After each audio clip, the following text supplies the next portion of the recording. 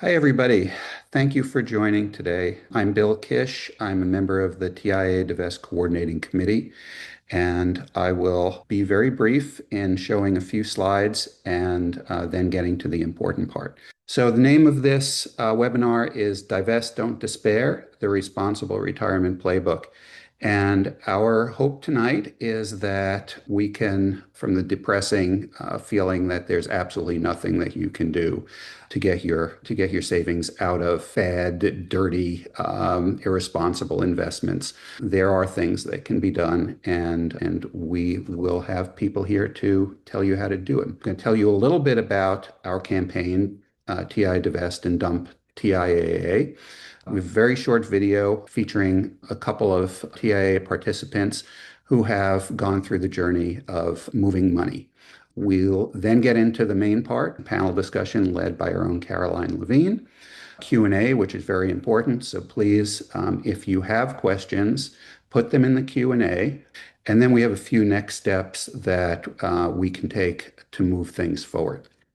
Often in these webinars, we go into great detail about the TIAA-Divest campaign, but I think that a lot of you know about our campaign, have been receiving our newsletters, know about TIAA, but here's just a little bit of a brief introduction for those of you who are coming in cold. TIAA-Divest started in 2020. It came out of a fight to stop a frack gas-powered electric power plant in upstate New York. That's how I got involved because I live very close to that. And once that power plant was built and the fight was not successful to stop the construction of the plant, those campaigners who were still active decided to look to see where the money came from to build this plant.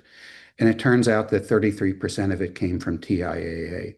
And that was shocking because we recognized the TIAA name as being a charitable organization, we thought, an organization whose purpose was higher than simply profit. And we decided to form TIAA-Divest in order to try to convince TIAA to move their money out of fossil fuels. Since then, we've expanded our demands. Two of our demands are fossil fuel related. One of our demands has to do with industrial agriculture. This is really problematic. It's not just TIAA investing in ADM, although that would be bad enough. TIAA actually owns huge swaths of land, both in the US and in the global South. And in many cases, the title trail for some of that land has been disputed. So indigenous people, smallholders and small farmers are being dispossessed. And so that was certainly important enough for us to add to our demands. The last of our demands have to do with transparency. TIAA has not been transparent at all in terms of where they're putting our retirement savings, and it's really problematic. We've had to do a tremendous amount of research, digging through government filings, trying to piece together what we can and what we can figure out about TIAA's investments. And those investments have turned out to be very problematic. And if you go to our website, you can see a lot of detail about this. And finally, over those past 5 years, we've rallied thousands of supporters to the cause. We have about 3,000 members who engage with us on a regular basis. So if you're interested in engaging with us, go to our website. There's a contact us page where you can, if you'd like to get deeper involved, please do. We are always looking for people to help us with this hard work. Finally, there's a little piece of news that I want to add here. You probably saw this if you subscribe to our newsletter, but just a couple of weeks ago, two major unions, the AFT and the AAUP, sent a letter to TIAA asking them to support these demands and also asking for a meeting with TIAA's CEO, Thasunda Brown Duckett. To date, they have received no response. This is disrespectful, to say the least, for an organization who receives a great deal of its money from the very people who are being represented by these unions. So we support the goal of the union and support this meeting. Now we have a new campaign from TIAA-Divest to Dump-TIAA. And what does that mean? It means that whereas we initially started our campaign with the idea that we would work with TIAA and speak with TIAA, when after 5 years they have not responded to any of our letters, petitions, many coming from the institutions and the individuals who are sending their money, TIAA has ignored them continuously. They continue to put out a huge amount of greenwashing. This is, if you look at their website, you can see just lots and lots of pages and information claiming that they're really doing wonderful things, but when you look down into it, there's really no content there. It's literally greenwashing. TIAA stopped publishing their annual climate report, which we had real problems with, but now that the political environment has changed, I don't think they feel they even need to do that. So we reached our 5-year mark, and we decided we need to change our strategy here. We want people to take their money out of TIAA. A lot of people have asked us in the past, why aren't you doing that now? We want to give TIAA a chance to work with us, but they have not. They have not responded to their participants. And so the goal at this point is to find ways to move your money, and that's what we're going to try and help with here today. So an important disclaimer, nobody in TIAA-Divest is a qualified financial advisor, and we are not trying to give you any financial advice here. And even though we have financial experts on this call, they're not going to be giving you financial advice either, because financial advice is very specific to your individual condition and your individual needs. So you get financial advice one-to-one, not from a webinar. But what we are going to talk about is generalities and the important things that you need to know before you move to that next point of speaking to a financial advisor. Here's our panel, their knowledge. We have financial advisors, we have people who put together funds, and we have people who analyze funds. And we have, as our moderator, Caroline Levine, who's a wonderful communicator in the area of climate change and climate communication. So with that, I just have what I hope will be an inspirational video of the journey that 2 TIAA participants have taken as they work to move their money out of TIAA. And I think a lot of us will see ourselves in these 2 stories. Hi, my name is Virginia. I want to share for a few minutes how I came to the decision to begin to move my money out of TIAA. And it really was through my work domestically and internationally that I came to understand the deepening of the climate crisis. About 6 or 7 years ago, I had the opportunity to be part of an action with 1,000 Grandmothers for Future Generations in northern Minnesota, protesting the Line 3 pipeline built by Enbridge, a Canadian company, with the oil going all the way down to New Orleans, where the oil is shipped out internationally. Northern Minnesota is gorgeous. It's been stewarded by the Anishinaabe people for centuries. But the decimation of the wild rice crops and the waterways through oil spills, seeing some young teenage girls servicing Enbridge male employees, chiefs being bribed, non-Indigenous workers being brought in to replace Indigenous workers, all were really devastating. And when I got back home, I found out that TIAA basically bankrolls Enbridge. Based on my experience and my learning about, for example, how TIAA deforestation work goes on in Arkansas and in the Brazilian Cerrado and elsewhere, it really affected me about how for Native peoples, the effects of the climate crisis are lifelong, they are without remediation, and the effects build over time. Did it take time and energy to think about and then move some of my money? Yes, especially the first round, but it does get easier and it does feel good. It's likely I won't be around for the worst of what is to come, but while I'm here, I don't want my money being used for the destruction of the earth and all sentient beings. So I urge you to find out how you can build sustainable and life affirming investments. Thank you. Hi, my name is Sue. I live in Brooklyn and I taught at Princeton for 25 years. And about 6, 7 years ago, a group there started urging us to divest from TIAA. When I first set up my pension plan, I had made sure that most of my stuff was in social choice. And I learned from him that social choice does not guarantee that you're not investing in fossil fuels at all. And I was really shocked by that. So I realized the social choice thing was a complete greenwashing nonsense. So I proceeded to find out about the fossil fuel free portfolio at Amalgamated Bank, which is the bank that I normally bank in. And then we went through the process and it's super easy because all you do is you call TIAA, you wait for a while for the menu, and then you talk to them and you just explain that you want to move your money over. Go for it. It's really easy, and I swear you will really feel better if you do it. That's the story, right? We have people who've been successful in moving their money. I'm not saying it's not challenging, but we have experts to answer your questions and to talk about it now. So I'll hand it over to Caroline. Go for it, Caroline.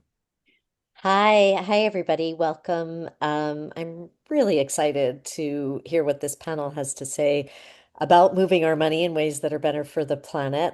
What I'd like to do is to start with some big picture questions, mostly questions that come up when we talk to people about divesting their own accounts. And then we'll talk about the nitty-gritty of, how do you actually move your money and who can move your money and under what conditions. So the first question that comes up, it's come up for me myself, but also a lot of the people that we talk to in TIAA-Divest, it's just a kind of anxiety about moving your money. TIAA, it's an old institution. It's a lot of venerable institutions use it as their retirement providers, universities and hospitals.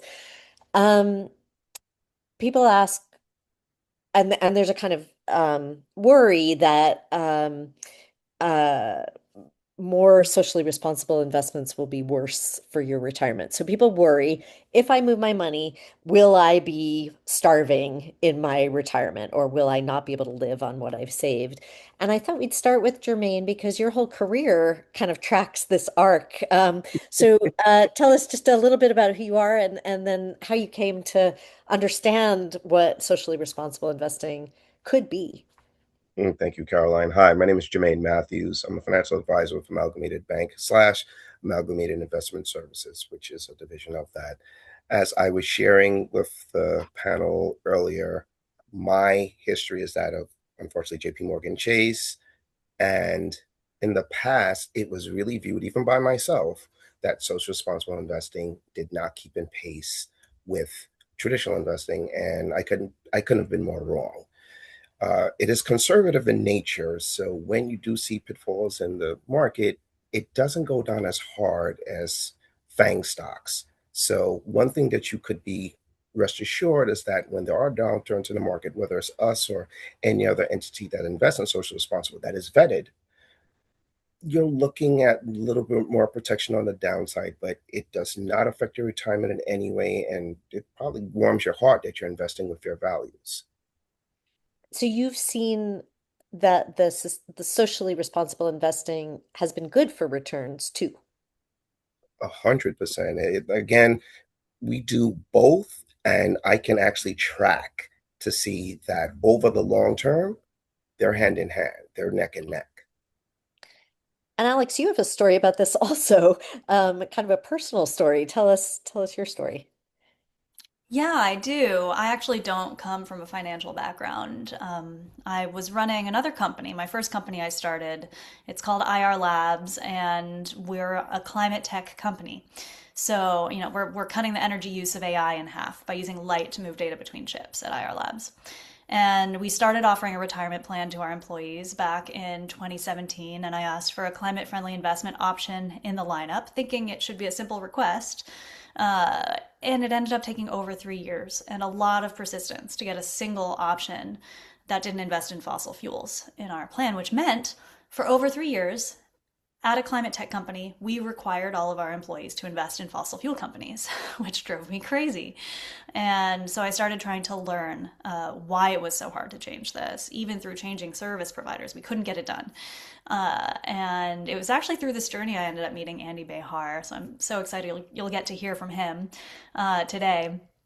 I met a lot of people in the 401k space, and I also ended up getting introduced to employees at other companies who'd been asking for this. And it wasn't just climate tech founders like me, it was also, it turned out, thousands of employees at some of the biggest companies in the world. So there are social movements much like yours at Google and at Microsoft and at Apple. And in some of these places, they've been asking for climate friendly options on their retirement plans for 10 years at this point, and they've sent hundreds of emails to HR and gotten thousands of signatures on petitions. So it's amazing how broad this social movement is. Actually, it exists in a lot of places. And when I realized it wasn't just climate tech founders like myself, but it was much bigger, I realized, okay, I really need to figure out what's going on. And it turned out, through talking to a lot of 401k professionals, that there are a lot of lawsuits in the world of 401ks, and they fall into two categories. Typically, they fall into the category of excessive fee lawsuit or underperformance lawsuit. Now, these are lawsuits where these law firms that specialize in the type of class action lawsuit that's a retirement plan one, they get the employees to sue their employer for having funds that have underperformed or that charge too high of fees compared to alternatives out there. Now, climate friendly funds have existed for a long time, but they've generally been actively managed, so they have high fees, and sometimes they're going to underperform. Just like any actively managed fund, when you're paying someone to pick stocks, sometimes they, outperform the market, but they can't do that all the time. No one can. So the same is true for climate friendly funds. And so it feels risky to these 401k fiduciaries who are just basically constantly worrying about getting hit with a lawsuit, which I realized was probably why the climate friendly funds weren't getting added to our 401k plan or others. And so I hired my replacement as CEO at IR Labs, and I started Sphere, my second company, to make it easier for everyone else. And so we launched the first climate friendly fund that's just designed to be checking the boxes of what all these 401k, 403b plan fiduciaries are looking for with low fees. It's an index fund, so we price it similarly to any other index fund. We don't charge that premium for it being climate friendly. And then also because it's an index fund, it invests in a similar way to an S&P 500 fund, but we don't invest in the fossil fuel companies or lead contributors to deforestation or private prisons, or we have a few other screens. But none of those companies make up a significant component of that top 500 list of US companies. And so when you take them out, it turns out our index, the Sphere 500 index, is 99% correlated to the S&P 500 index. And so you're not having to take a hit. And that was a big part of realizing that you don't really have to take a hit financially and you can actually perform well, and actually digging into the data, realizing the fossil fuel industry, which is the biggest part of the exclusions we have, it actually has had the worst returns of any sector of the economy for the past 2 decades. If you look at short timeframes like the first quarter of this year, oil and gas returns were high because we went to war in the Middle East, and that always happens. But what people don't realize is if you look at a longer time period, it consistently actually performs worse. And when you're saving for retirement, what kind of time period do you care about? Short-term spikes, or do you actually care about long-term returns of an industry? Usually it's the latter. And so if you look at 10 years or 15 years or 20 years, consistently, fossil fuels have had the worst returns of any sector of the economy. And in realizing that, I realized there just has to be an index fund that excludes them. So that's what we do. Plus, we vote our shares in favor of climate change related shareholder proposals at the companies we do invest in. And we work with As You Sow, Andy's nonprofit, to help us do that. So we Yeah, feel very lucky to have them as a that's partner. fantastic, Alex. Thank you for that. I definitely want to come to shareholder votes in a little bit, but I think that deserves its own conversation and explanation. But I would love Andy to jump in, and if you drew a network diagram of all of the people who are interested in socially responsible investing, all of the vectors would go through Andy Bahar. He's like the center of the whole ecosystem. So could you, Andy, could you introduce yourself and tell us a little bit about the big picture of what you do? And I know there are a lot of pieces to what you do, but an introduction to those pieces. Sure. I don't think everything goes through us, but I appreciate the thought. Um, yeah, so as you saw, it's been around since 1992. So we've been doing this for 34 years, focused on corporate accountability through the lens of shareholders. So essentially, as you saw, we do a lot of research. We put out a lot of original research reports on issues like climate change. We just did a report on AI data centers. We also do look at other issues like racial justice and DEI plastics, which is also linked to fossil fuels, as well as regenerative agriculture and pesticides, which is also linked, as we now know, with the Strait of Hormuz closed and everybody realizing what fertilizers are made from fossil fuels too. Um, so we do a lot of these reports where we basically develop key performance indicators at a company level, and then we go and talk to the companies. We literally engage the companies, we score them, and so we go and talk to the laggards. We say, why aren't you like the leaders? And we talk to a couple of hundred companies every year, and most of them are very grateful for the data, very grateful that they can have a way of actually of metrics of scoring themselves.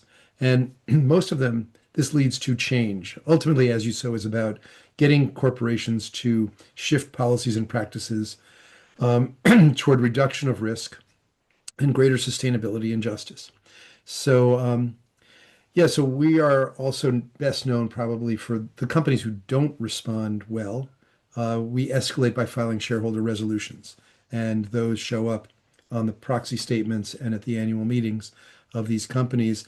But the place where I probably fit in the most here is back in around 20, well, I guess 2012, somewhere in there, we were working on fossil fuels and realized that there were a lot of people talking about divestment and about how do you get out of fossil fuels at institutional levels. So big foundations, endowments. And so what we realized, a lot of people wanted to get out of fossil fuels, but nobody had a clue what they owned because they were all in mutual funds and ETFs. They were all in their 401k plans, 403b plans. So, yeah, we found that there was 100 million people with $10 trillion that were clueless what they actually own.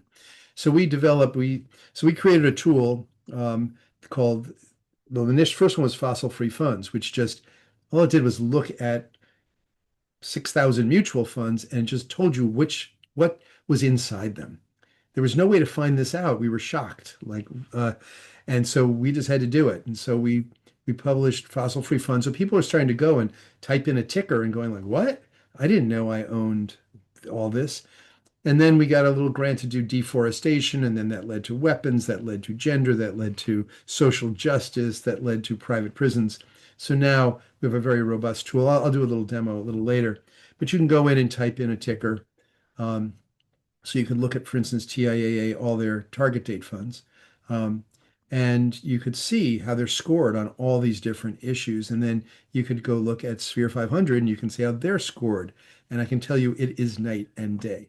And considering that Sphere essentially makes the same money, like you're not going to lose anything in terms of your returns, but you could be capitalizing a future that is based on sustainability and justice. That's where you want to be. And so, I really respect what Alex has done because when we started this, there was no product out there. We were talking to people about there's got to be a sustainable, option. And uh, because the plans are not going to, it's a system that is guarded very, very jealously. They are not going to let anybody in there that, and there's layers and layers, and also there's fees all over the place. There's like five different intermediaries that all get some sort of fee. So this is very, very protected area. But I'll stop there and we can get into more detail later. That's just really fantastic, Andy. Uh, I just want to say for myself, as a person who never knew anything about finance, as soon as I discovered Andy's, as you so, suite of search tools where you can look up prisons and weapons and see what's in any given account, I felt really empowered in a way that I had never been before, right? Because I don't know exactly how to compare this fund to that fund. I'm not deep in the stock market myself. But if you want to look up, a Vanguard fund or a Sphere fund, and there are a bunch now that are in fact really score well on all of the factors that As You Sow tracks, so you can see what's actually in your account. I mean, it seems like one of the strangest Yeah, things I'll about. do a little workshop so people. I just put Yeah, it's yeah, yeah. No, the platform is called Invest Your Values, but yeah, you can access great. it through fossil free or deforestation free or however what you like. It's a lot of different entry points. Yeah, so definitely we'll come back to that. So there are obviously a lot of different choices that when it comes to investing your money. And what we've learned partly from As You Sow is that TIA makes lots of investment choices that are bad for the planet, and seem to be about profiting themselves. While what we've also learned is that there aren't really perfect funds out there, right? So people are always making compromises. So Carbon Collective, for example, which we featured in our most recent newsletter, they will invest in any company that's more than 50% in climate solutions. So that might mean that if a company does 49% fracked gas, but 51% wind, Carbon Collective will invest in them. So we wanted to ask about these different approaches to making choices about what to include and what to exclude in socially responsible funds. So Alex, could you start us off by explaining how Sphere makes decisions about where to invest and where you make decisions about what not to invest in? Yeah, so for us, it's not about the percentage of revenue that comes from one thing or another. It's more about their core line of business. Is their core line of business in extracting fossil fuels or refining them or distributing them, selling them, or making the equipment to make any of those things possible? And if the answer is yes, we don't invest. And it doesn't matter if they've invested money in wind or solar or biofuels. And the reason for that is that, well, first of all, I've just seen it as someone I've been obsessed with trying to turn around climate change since I was 12. And so I have a lot of friends who've been obsessed with turning around climate change since we were kids too. And I've seen various career paths, and I've seen some, work at fossil fuel companies, and they're fighting the good fight trying to change these companies. And inevitably the storyline just keeps happening over and over again where they're doing great work and then the company shuts it down. And you could see it happen on a grand scale with I think it was Shell. They, had invested billions in renewable solutions, but then the board replaced the CEO. The CEO wanted to have profits look more like Exxon and Chevron style profits, and just shut down the billions in investments that they had made across all kinds of amazing renewable technologies. And at the end of the day, I think the reason is there's a fundamental conflict of interest Mhm. between doing a core line of business and like maximizing profits, which a board has to, like, just by law, is required to maximize profits for a company, maximize shareholder value. That's how the law is set up for these companies. And so there's a conflict of interest between that, which you could interpret as doubling down on your core line of business, or protecting the planet. One could interpret those things either way, but it's understandable why a board might, go one way or another. There is just a fundamental conflict of interest in getting a fossil fuel company to do better for the climate. It's a tough question, and those poor board members are in a tough place. I feel for them. For us, our decision is to not have to deal with that conflict of interest. So we don't invest in the fossil fuel companies. For the rest of the companies where we do invest, we can vote our shares and get them to do better for the planet. And there's no conflict of interest in doing it, because what we've found over and over and over again is that doing better for the planet also improves, like, has a good chance of improving the long-term shareholder value. So when you look at the time horizons that matter in retirement, 10, 15, 20, 30 years, installing solar on roofs, like Costco had a vote on, should there be solar installed on some roofs? And the answer is, well, It costs some money up front, so if you're trying to maximize quarterly returns, you might not want to do that. So management recommended against. But if you're saving for retirement and you care about 2, 3 years plus, that's when the payback period is. And then you're saving money every year after that with this free energy falling from the sky. So we vote yes. And what we find is that those things are aligned over and over and over again, as long as you're avoiding investing in the companies with that core conflict of interest. So we avoid those worst offenders, invest in the rest, even though they oftentimes do bad things, but use the power of the shareholder vote to get them to do better. And as we grow, and ultimately there's $45 trillion in retirement savings just in the US alone. So we could get to trillions in assets where we're voting them this way and really pushing a lot of the biggest companies in the world to do better on climate. And so that's the world that we're working towards. That's a great explanation. Thank you. And Jermaine, how would you describe amalgamated strategy? Like what do you include, what do you exclude? What are the principles that you work with? Okay, thank you for asking that question. I'd meant to bring it up before, but we have through strict exclusionary screens that we exclude tobacco, firearms, anything within the war machine, for-profit prisons, which I didn't realize was a thing until we created this program, uh, and surprised who participated in these different investments. So, like I said, it was an education for myself as being a financial advisor, being in the industry for close to 30 years. It was very shocking. So, through our positive screens, which is Andy's one of them, that we are looking for good actors in the space, people, companies that are moving towards um, betterment of society or reducing their carbon footprint. That's one of the biggest things that we watch, as well as voter advocacy through, again, through As You Sow, through entities like Green Century. That's what we also focus on as well.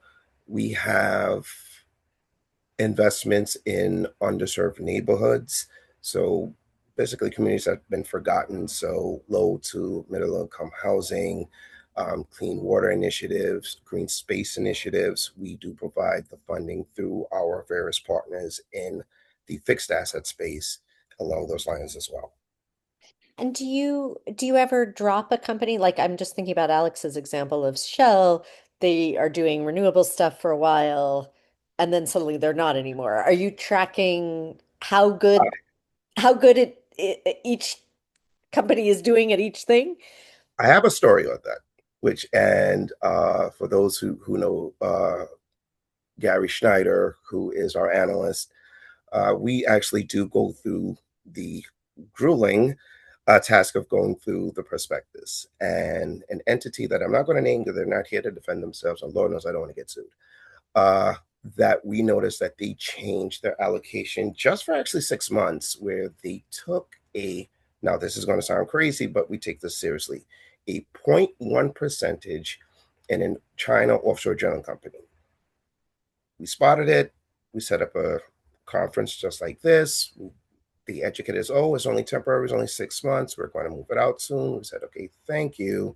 And next day liquidated the entire holdings and gave it, I want to believe it was Calvert that we ended up giving it to on the bond side. That's how we track things. We actually read, we go through. We want to make sure we catch things before our clients do. Yeah, great, great, great. That's really helpful. Uh, uh, these different philosophies of investing in a certain way, they seem like they're all part of an ecosystem where people are trying to think through different models of socially responsible investing. And there are several different models. So part of what we'd like people to understand is that, um, each company that offers you a socially responsible fund can explain to you what their principles are and what they exclude and what they include. And that's one of the questions you could be asking as you're looking for funds. Before we get to the nitty-gritty of how to move your funds, just wanted to ask a little bit about proxy voting. I'm not sure everybody understands what that is to start with, Mhm. and shareholder voting. Andy, would you like to just give us a Sure. definition of it and why it's important? Sure. I also just want to comment on the conversation prior because uh, right now, the way that funds are named do not necessarily reflect what's inside. It's like if you had a jar of, of something, a food product, you got to tell people if it's got, peanuts or anything if you have an allergy. Well, the way it's set up with the SEC is it's called the 80/20 rule. So you could have a fossil-free fund that's 80% coal. I'm sorry, that's 20% coal.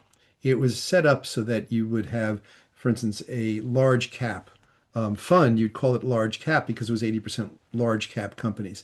But a lot of these organizations have abused this.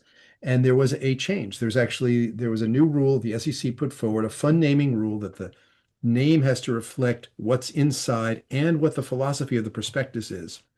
The Trump administration is overturning that right now.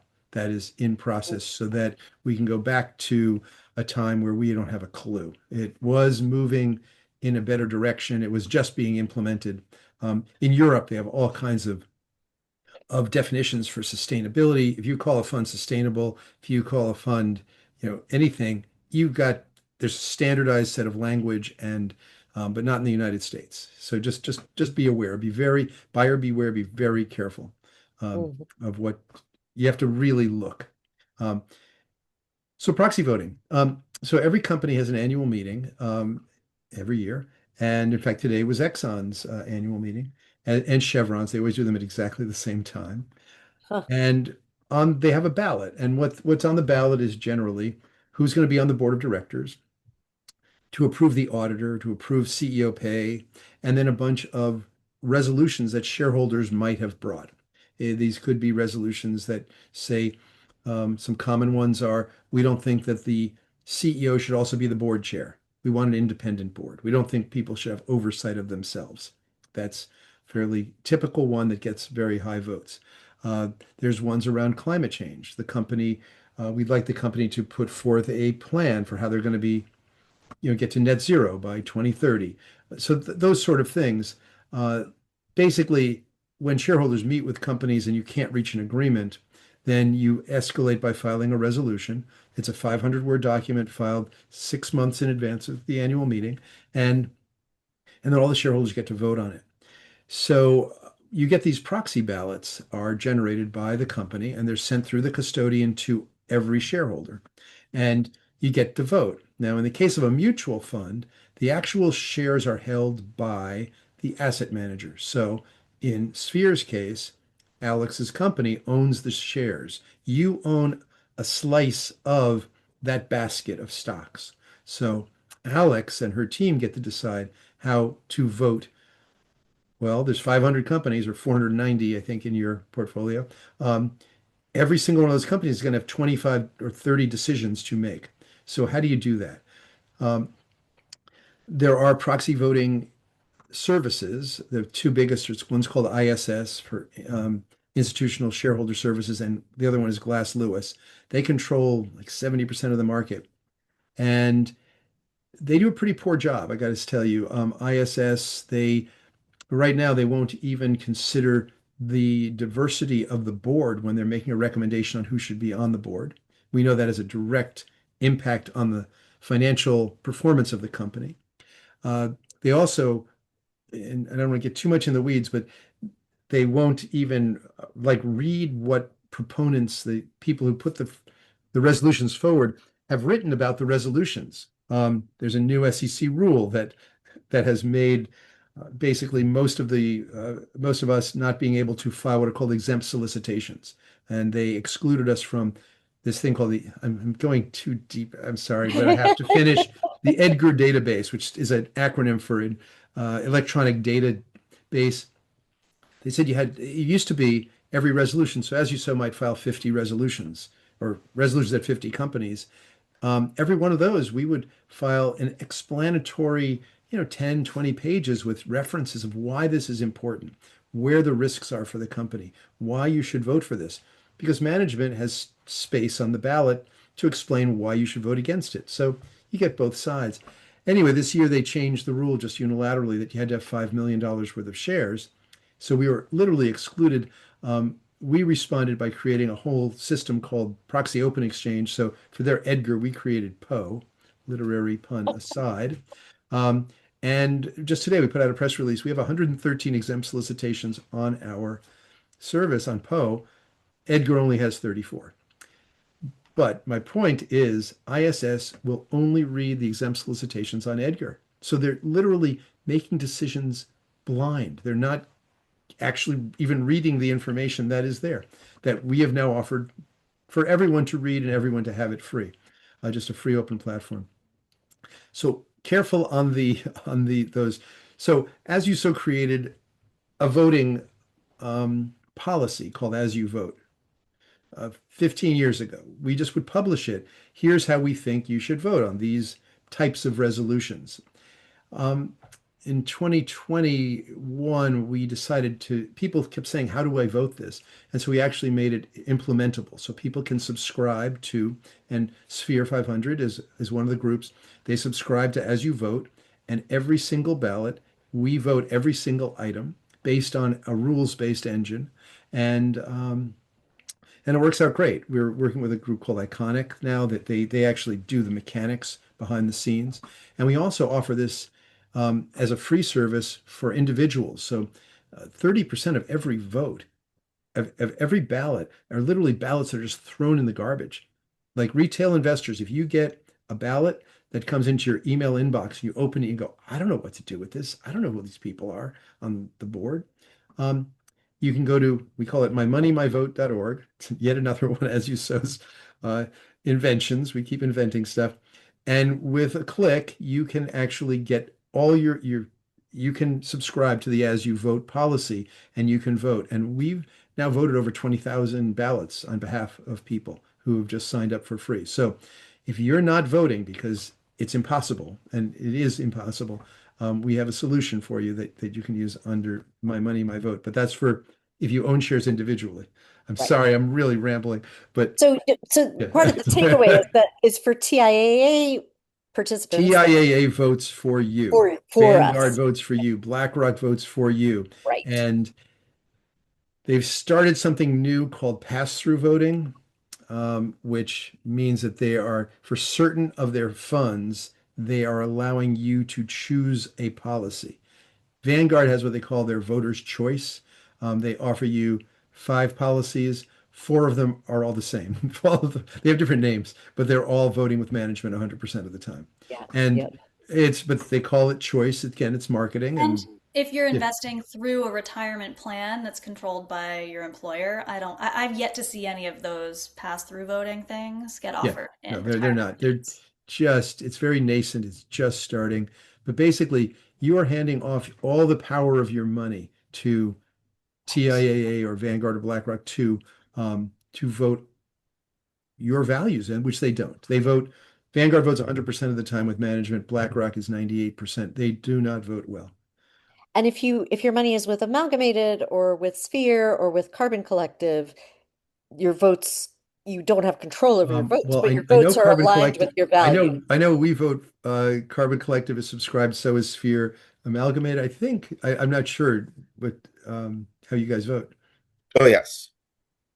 through No. us. Yes. Oh, excellent. Okay, I'm sorry. I should know So, that. so it's something for people to understand about the difference between a TIAA or a Vanguard and a Sphere or an Amalgamated or a Carbon Collective is how your Absolutely shareholder power is being used on your behalf. right. Um, we are getting a lot of questions, and I know it's one of the what's on a lot of people's minds is the nitty-gritty of moving your money. How do you do it? And not everyone is in the same position. So retirees have a relatively easy time moving their money. You're allowed to roll your money over from a TIAA account to another account without a problem. Um, if you're a current employee with a TIA, with an employee-sponsored TIAA plan, it's more complicated, but it's not impossible. And Mhm. so we want to just make sure that you understand a couple of options if you're a current employee with a TIAA account. Um, one of those, uh, very simple option, right, is most of us will have an employee match, right? Employee employer match, right? I put in this percent of my salary and my employer matches that. Anything above that, though, and most of us should be probably at some point in our lives investing more than that minimal employer-employee match, we could do whatever we want with. And so we can move that out of our employer accounts and into something else. So that's one option. The second is what's called the brokerage account, the brokerage window, sorry. And it took us a long time to figure this out, but I did it myself personally. You tell TIAA that you want to invest through the brokerage window, and they send you all these legal forms and they tell you you can apply to do it, and they send you an application. And what happens is you say, I want to invest this much of my TIAA account through the brokerage window. So you don't have to start with all of it. You could start with a portion of it. Let's say 10% of your retirement you want to shift over. You apply for that 10% to be moved to the brokerage window. And then inside the brokerage window are hundreds and hundreds and hundreds of choices. What they try to scare you with at TIAA is to say, well, you're going to have to manage every single stock, or going to have to manage your own portfolio. That's not exactly true because some of what's in the brokerage window are mutual funds that are managed by other big Spheres banks, and and there's sphere. You peers in could, it, for yeah. example, right? So you can actually choose not an actively managed fund that is not one that you have to watch every stock every day, right? Which most of us aren't prepared to do and don't know enough to do. But you can invest in a different kind of company that's available to you through that brokerage window. TIA does not want you to do that, and it's in itself a kind of show of resistance to do that because they lose the money. But it is available via TIAA. So, Alex, did you want to say anything more about the brokerage window? I know that you're excited about making sure that everybody knows that they can do that, even if they're current employees. Yeah, I think you covered it well. And the other thing I just want to make sure to say that I think you mentioned, but I see a lot of questions on this topic is there a difference between being currently employed somewhere and having your TIA account there versus it being with a former employer? There's one question that's been upvoted a lot where it's like I have 5 different TIAA accounts. So I'm guessing you've worked at 5 different employers that offer the retirement plan through TIAA. So yes, the answer is yes, there is a difference. If you are currently employed somewhere, they control that. And that's because the government basically has told employers you have this fiduciary responsibility to make sure that your employees don't get snake oil salesmen like swindling them out of their life savings. So it's the employer that has that responsibility. As soon as you leave the employer, they no longer have that responsibility over you if you just leave the plan. So with your 4 old ones, you can do what's called a rollover, and you can roll it over anywhere. You don't have to stay with TIAA. You could roll it over to Sphere directly and invest your money with Sphere. You could roll it over to Amalgamated and have Germain be your financial advisor and choose how to invest it. It's entirely up to you what to do with your money as long as you're no longer employed at that place. If you are employed at the place, that's where you might want to go through the brokerage window. So I just wanted to make that Yeah, clear. that's super helpful. And Jermaine, I think you've had an experience. So one of the hardest things to get out of is an annuity, and you've had an experience, Jermaine, of getting people out of an annuity, but that takes time and energy. Do you want to talk about that Yeah, a little? yeah. Yes, it's the most important thing is that you must start this process by the age of 68. It's based on the RMD schedule. So a lot of people are overwhelmed. That's all right. It's already in the annuity. I can't do anything with it. That's not true. They can do a distribution of 10% of whatever's in that annuity portion per year as a qualified rollover to wherever IRA or retirement plan that you choose. But the key word is time frame. If you're 72, you're 71, it's not enough time. Unfortunately, you're kind of stuck in it. Let's say if you do start at the age of 70, you'll have 3 years where you are able to roll it over. At the fourth year, you're already taking RMDs. They're automatically going to send you the money whether you ask for it or not. And that's something that we've encountered over the years. So getting out the annuity is all about timing it. If you are under the age of 68, then you can go for it as a qualified rollover to whatever IRA or retirement plan. Because what we do also notice that some people realize they can't stay retired, they go back to work, and then now they're back with another 401k. Right, right. Yeah. So, one of the things that we heard when we first started looking into this question was you can't move your money if you have it already in TIA, and that's just not true. So we want to be sure that you know that you can use the brokerage window. If you're currently employed, you can move your previous TIA accounts whenever you want, and that you can even get out of an annuity if you time it and plan it right. Um, the Can I second, mention yeah, go ahead. one other thing, which is TIAA is like any other retirement platform or provider where they're going to have a lot of their own funds in your plan, but they're always going to have some non-TIAA funds in the plan as well. And you can send an email to HR and say, hey, I'd like to have the Sphere Fund added to our core menu. And the benefit of doing that is if they say yes, then you not only get this option to invest in yourself, but you make it available for all of your colleagues and every employee at your employer. And you could be responsible for moving millions or sometimes even billions of dollars to climate friendly funds. And so it can be a really empowering way to have a huge impact on the planet. Already moving your own money has a massive impact, but then helping all your colleagues do it too just is an incredible multiplier effect. We're happy to help you do it. You can always reach out at hello@oursphere.org. Yeah, and we also would love to help you do that at TIAA-Divest if you work for a TIAA institution and you would like to have better options on the core menu. We would like to help you with that too. So we will all work together on that. Um, Once you've figured out how much money you want to move, the big question is where are you going to move it to? And there are lots of options. And so I hope, Andy, that you could take this moment to help us, walk us through how we can look at different funds and compare them to each other. Just if you go to investorvalues.org, you're going to come up to a screen that looks kind of like this.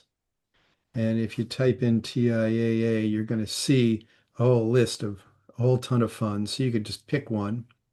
Now, this is just to show you just like a scorecard of what one looks like. I happen to randomly pick a pretty good one. Um, but the power here is what you do is if you click here on this menu and you go to, well, where is it now? Um, let's see. Oh, you have to pick one of these things. So um, hang on. So you go to full list. What you're looking at here now is this screen allows you to filter. So like this, you can go to the search settings and let's just talk about target date funds because that's what most people are in 401k plans. So if you click target date funds and then you put in TIAA here, um, what you're going to see is these are all the TIAA or Nuveen life cycles. This is the 2040 fund. You can see them all, and you can see these are the grades that they're getting across the board, across on fossil fuels, deforestation, gender, etc. So well, let's just pick one. So this will show you what's going on. So you can see that they're going to get a D in fossil fuels, deforestation. Now, if you go into fossil fuels, this will give you all the details. So these are all the oil companies that you own. You own 317 fossil fuel companies. These are all the coal companies that you own. And you can see every single one of them and all the little details, all the fossil fired utilities. So 6.35% of your assets are in fossil fuels. If you go over and look at deforestation, similarly, you can go and you can see what companies are invested in palm oil, pulp, rubber, timber, cattle, soy. So all these different companies, the banks who fund all this stuff. So you can get into incredible detail, and you can also go and look at, detail on why Glencore. You can read about every single why they're in palm, soy, etc. So you get to an incredible amount of detail here. I'm going to go back here to this search fund screen. So if you go here and you go to, so you look at Sphere 500, it's all A's and B's. So you go to fossil fuels, you're going to see one company, 0.12%. So that's the kind of difference that you're talking about here, from 6% to 0.1%. And by the way, it'll come out. We always lag your definition of who counts as fossil fuels by a quarter because we rebalance quarterly. So if you call it fossil fuels, we do too. Just sometimes we're a bit behind you. So this site is very, very helpful for you just to look up any funds and also. And Andy, could you also show us, I feel like one of the things it's useful for if you're just shopping around is the top rated funds. You see, there's nothing that's perfect. Perfect, Just right. you see. So you Right. could sort by fossil fuel, you could sort by deforestation, you can sort by, gender, and you can sort by prisons and borders. So I know this might look a little overwhelming, but it depends on what you care about. I mean, some people are just interested in racial justice, and so they're going to go and say, "Oh, that A in racial justice is the most important thing to me." Right. I think it's very important to reiterate that, or at least that's been my experience, that there is no perfect fund. And so, Other than Sphere. well, Sphere, we love Sphere and we're very happy to have Sphere on.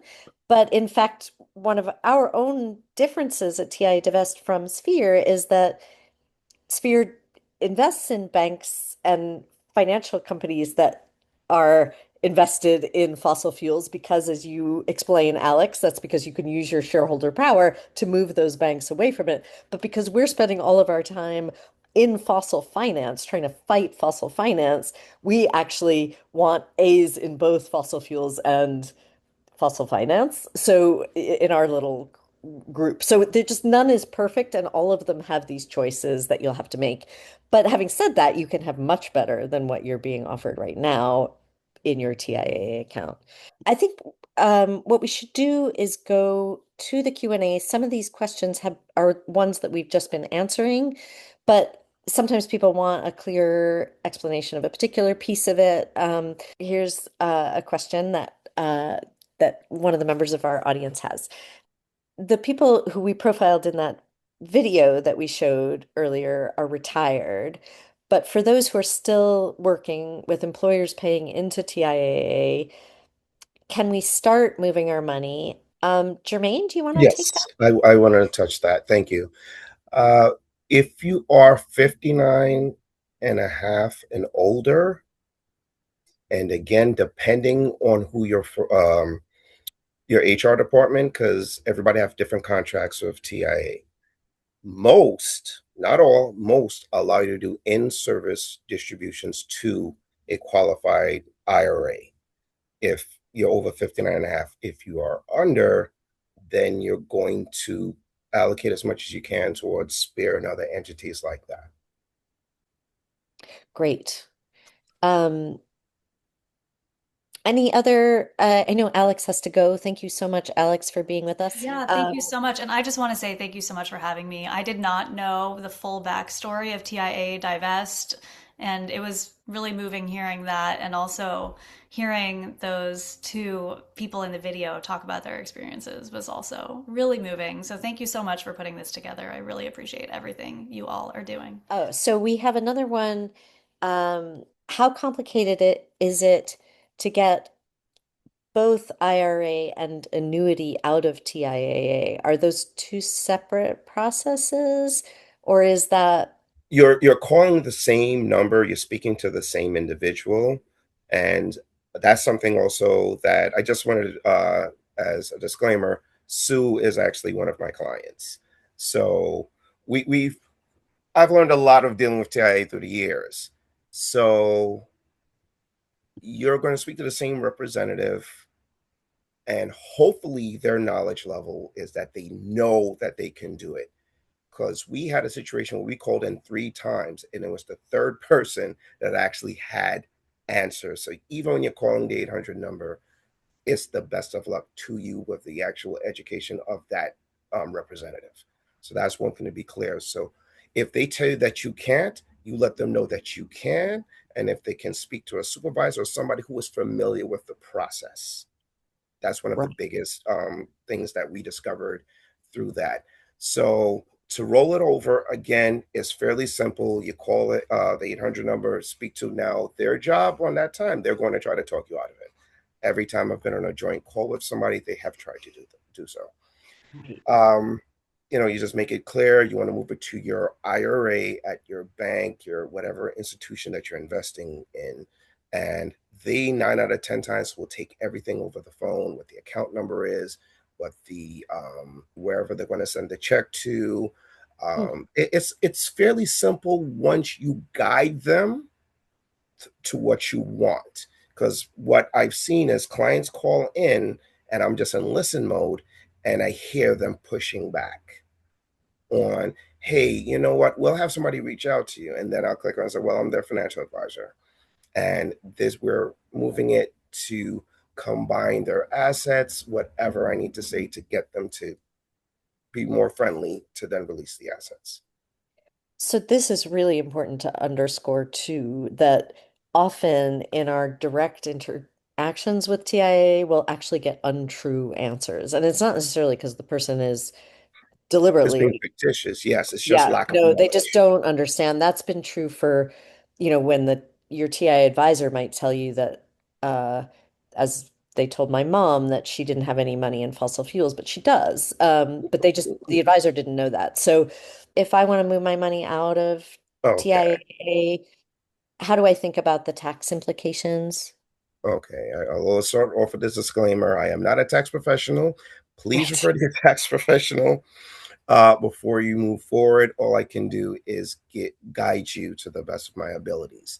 Now, if you are doing a direct rollover, which I will recommend that you do 100% of the time, that it goes from one custodian to the other custodian. There's nothing for you to do. A check moves from one entity to the other, smooth. Now, if you do a 60-day rollover, I am not comfortable with that. I will always again say, please speak to your accountant or your tax professional to make sure this is in your best interest. But 9 out of 10 times, please do it as a direct rollover. Okay, that's super helpful. Um, So one of our attendees says, I'm not at all sure how to find a good account that's not destroying the planet. Do I contact Sphere or Amalgamated Bank or As You Sow or somewhere else? I've been depending on my investment advisor, but he doesn't seem to favor or know how to choose good environmental investment options. I think, Andy, that's really a question for you. Where would you start? Where Mhm. would you begin if you wanted to find a good uh fund that was not destroying the planet? We cannot give any kind of investment advice. Right. We do have a resource page on investor values, and it just has a link to like US SIF, which is a trade association of socially responsible investment professionals. It has a few other links of different groups that aggregate lists of social responsible, advisors. So that would be a place to start. Amalgamated, obviously, is here, and they're great. We we also don't recommend a particular fund. We're not allowed to, and we also don't. We don't know enough to recommend a particular fund. But we do want you to know that Carbon Collective, which we featured in our last newsletter, Sphere and Amalgamated have all given us direct contact so you can talk to people directly. And so what are the mechanics of a transfer out of TIAA? Let's say if you are a retiree, what is it that you do? I feel like you said this already, Jermaine, but tell us again. How do you do it? Let's say I'm retired. I want to move my money out of TIAA to Amalgamated. What do I do? Oh, and don't worry about it. I have no problem reiterating it. It's easier when you're retired versus being in service. That's one thing I want to be clear. It's a matter of having a phone call. What I will suggest is before you get to the process of rolling it over, sit down with whatever financial professional that you have chosen, go through a broader spectrum of what your game plan is and what you're actually investing in. Of course, you need to assess which allocation model is correct for you. And our investment values may differ from another representative or another firm. So you want to research that part thoroughly. But once you've gotten to the point that you have decided to go with whatever financial professional, whether it's us or anybody else, it's a matter of placing a phone call. I like to do it as a joint call that I can hear what is being said by my client and what's being said by the representative, because Mm, mm. we know the what is it, the soda can thing with the string, that I'll say one thing about a time. I've literally told my clients like, yes, please send me my money, and I'm like, no. So um, you have to be clear and guide them through, but also be ready to interject and say, hey, they're looking to do a qualified rollover to their IRA at whatever bank, whatever institution, and you guide them through that. And I do like to be on the call just to hear what's being said, because I literally have said, okay, say this. 3 seconds later, that was said. Right. So it's fairly simple. If it's in the annuity, you have, as of the age of 68, to potentially do it. I would say 67 preferably, depending on where your birthday falls within the year, to then do where you Right. can do a 10% roller from the annuity. The reason why I keep focusing on the annuity, a lot of people get in the annuity and feel that they're trapped. I even thought, as years as an advisor, once they're in the annuity, I didn't want to discuss it, because I know that, to me at the time, that it was impossible to get out of, until I spoke to a representative who educated me from TIAA. And so then I carried it forward. I'm like, that you're, I was like, I would kiss you if I could come through this phone. But for years of them telling me no, no, no, and then finding that one jewel that said, yes, you can, but this is how it has to be done. Got it. Yeah, that's super helpful. If you have a TIAA brokerage account, how do you move everything to sustainable or to socially responsible investments, like within the brokerage account? Do you know how to do that, either of you? The best place to move money out of is the brokerage window. It is the easiest, It's the smoothest easiest. Right, that you can move things out of. right, right, right. That's helpful to say again emphatically also that that's the best way to move your money because it has the fewest complications as you go.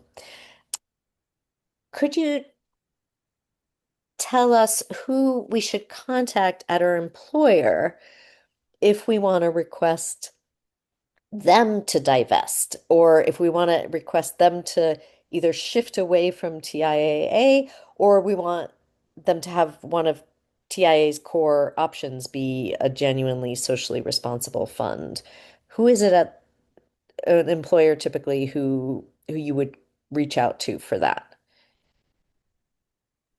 It's usually the HR department. Yeah. Okay, I just wanted to make sure.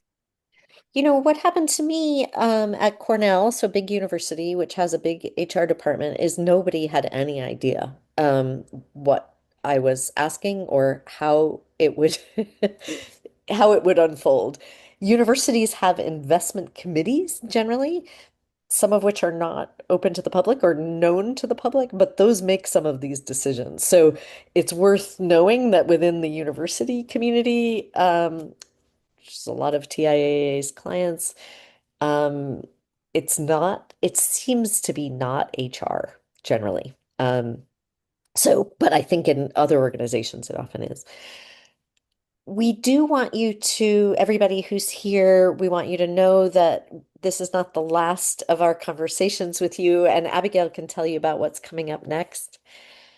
Yeah, so there's going to be an automatic survey that's going to go out immediately after this webinar. Make sure that you put your email in there if you are interested in moving your money, learning more, maybe getting something going at your campus or your institution. We need that email to get you invited to the informative sessions that we're going to be doing throughout the summer. Also, you will be able to register for our newsletter, which is where we will profile different options for you that might, or that not might, that are definitely better than TIA. And then finally, if you have any specific questions, you can email the Dump-TIAA campaign at gmail.com that I just put in the chat. And we can also pass you then to either Jermaine or Andrew or Alex, depending on which organization you're kind of looking for. And for the fossil free website. I just want to say, I know I saw a couple questions that were a little concerned about how in-depth that is.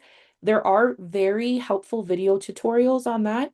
I'll make sure that we include the link. And Andrew's organization is amazing, and the video tutorials are super helpful. So don't feel overwhelmed about it. You'll get the link to the video tutorials on how to use fossil-free funds. No, I was going to say the only thing that I would add is that everybody who's registered is going to receive a survey. One of the questions that's asked is, would you like to join us as we work to support you through this process of personal divestment? If you'd like to be in a more intimate meeting with others who are going through the same journey, please answer in the affirmative and put your email in. And we'll invite you to our meetings to support people who are trying to divest their own savings. I think what we have to offer at TIAA-Divest is a bit more of a sense of what the landscape is in terms of what are some of the good funds out there, what are some of the questions to ask.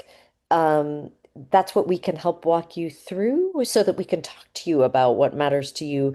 We will not give you advice, but we'll say, here's where you can look it up. We know that Invest Your Values is reliable. Here's how you look it up on Invest Your Values. Or you want to know about fees, here's how you look into fees, right? We can help you with what feels overwhelming, I think, at first. And that's what we're going to try to offer this summer. If anybody wants to reach us and say, help me think through this, that's what we'll offer. Another question just came in on the Q&A, which would be super helpful to answer if Andy, you and Jermaine have a moment, which is about fees. Like, what's a fair fee to charge somebody? I know that I myself had no idea how to think about fees. So would you have a little bit of closing advice for us before we say goodnight? Yeah, the fees are, that's how Vanguard got to be so big. Is Vanguard said, lowest fees is all that matters, all that matters, all that matters. And as you saw, when we look at the actual returns of a fund, we do it net of fees because sometimes managed funds outperform ETFs because you've got a smart person who's managing the fund. And yeah, they might be making, 100 basis points versus 5 basis points in fees, but it's well worth it because you're paying somebody to do a good job. So look at your returns net of fees. Don't go down the rabbit hole of it's got to be the lowest fee and that's Yeah. all that matters because I see people do that all the time. Told, and I don't know whether you two would agree with this rule of thumb that anything under 1% is pretty good.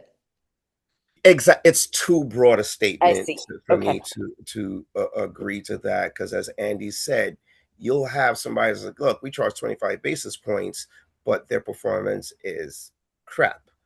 Right. Versus somebody who is, let's say, charging 1.05, and you're like, "Oh my God, that's exorbitant," but they had like a 35% rate of return for the past 4 Right. years. So Right. it's such a broad Right. statement. It Yeah. a lot of it Okay. is your research, Yep. and it's out there. The sites are out there. As you sow, look it up. Do as And I try look at to like Green explain to my Century. clients, is educate yourself. Yeah, That's the Green most Century has important high thing. fees, but Green Century, those fees are going to the PERGs. They're going to the public interest research groups. So you're Correct. actually making a donation to doing like really great work. And that's why they charge higher fees. They also are engaged. I mean, they do such great work on palm oil and on justice issues and all kinds of stuff. They're filing resolutions. And um, so that might be a great choice for you because their fund is performing well.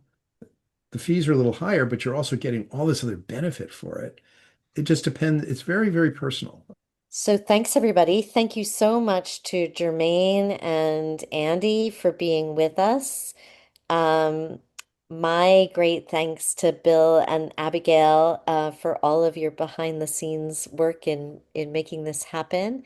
And we're looking forward to hearing from all of you who are participating.